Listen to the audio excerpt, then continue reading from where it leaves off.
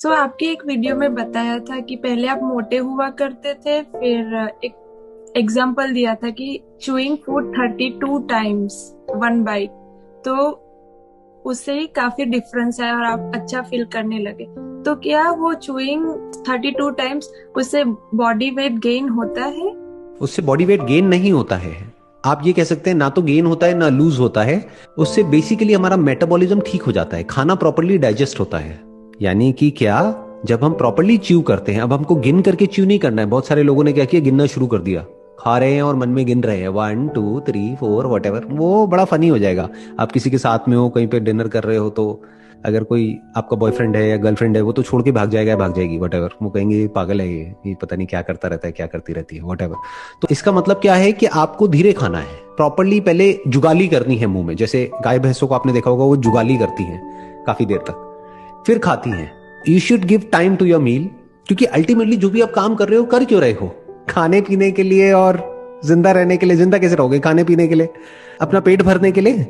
कोई भी जानवर हो, इंसान हो, काम क्यों कर रहा है? अगर उससे पूछो भाई क्यों, वाई आर यू वर्किंग, तो वो कहेंगे अच्छा खाने के लिए, रहने के लिए और पहनने के लिए, अपने लिए और अपनी फैमिली के लिए। तो खाने पे ढंग से टाइम स्पेंड करना तो बनता है ना। कि मतलब जब आप खा रहे हैं तो आराम से खाने पर मेडिटेशन करिए। जो लोग मेडिटेशन करते हैं ना, आंख बंद करके, और मानो बैठे हुए हैं और कुछ भी अपना मेडिटेशन कर रहे हैं, उल्टी सीधी लाइटें देख रहे हैं, यहाँ पे ये कर रहे हैं, वो कर रहे हैं, वटेवर। इससे बेटर ये है कि जो भी आप काम कर रहे हो वो ध्यान से करो। That is real meditation. कि आप दिन में 3 बार खाना खाते हो, ब्रेकफास्ट लंच डिनर, तो आराम आराम से धीरे धीरे खाइए, धीरे धीरे च्यू करके, और पूरी अटेंशन उस खाने की तरफ होनी चाहिए। उस वक्त कोई मोबाइल ऑपरेट नहीं करना है, उस वक्त किसी से बात नहीं करनी है, पूरा ध्यान खाने पर होना चाहिए। और जब आप इस तरीके से करते हैं तो ये आपकी डाइजेशन के लिए अच्छा है। अब डाइजेशन से क्या होता है, आयुर्वेदा में कहा जाता है कि हर बीमारी की जड़ जो है वो पेट है। आज धीरे धीरे जो एलोपैथी है वो भी यही बात कह रही है कि ब्रेन में जो केमिकल्स की जो प्रॉब्लम होती है ना, जैसे मान लो किसी को डिप्रेशन है, क्लिनिकल डिप्रेशन है, तो वो किस वजह से, प्रॉपर्ली सेरोटोनिन नहीं मिल रहा है ब्रेन को। तो वो सेरोटोनिन जो प्रोड्यूस होता है, majority of it is produced in the gut, यानी stomach. Your stomach is the most important part of your body. क्योंकि अगर जो आप खा रहे हैं वो ढंग से डाइजेस्ट नहीं होगा, जो आपका डाइजेशन है, अगर वो डाइजेस्टिव सिस्टम प्रॉपर्ली काम नहीं करेगा, तो आपके जो बाकी के बॉडी के ऑर्गन्स है वो अच्छे से काम नहीं कर सकते, अपना ब्रेन भी अच्छे से काम नहीं कर सकती। तो जो आपने पहला क्वेश्चन पूछा था ना, एनर्जी नहीं रहती है, उसमें ये भी एक बहुत बड़ा रीजन है। हम क्या करते हैं, हम कुछ भी जंक फूड उठाया और खाया और निगल लिया उसको।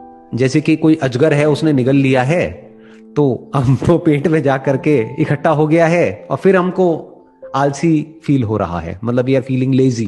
तो बेसिकली खाने को जो डाइजेस्ट करने का काम है वो पेट में नहीं होता है, वो मुंह में ही शुरू हो जाता है। यानी जिस वक्त आप चबा रहे हैं ना खाने को, तो उस वक्त जो भी उस खाने को डाइजेस्ट करने के लिए जो एंजाइम्स जरूरी हैं, जो भी केमिकल जरूरी है, जो सलाइवा जरूरी है, वो मुंह में ही डाइजेस्ट हो चुका है आधा। तो बाकी आधा काम पेट में होगा। पूरा काम आपने पेट को दे दिया तो गड़बड़ हो जाएगी। मतलब digestion 50% is in your mouth and 50% is in your stomach.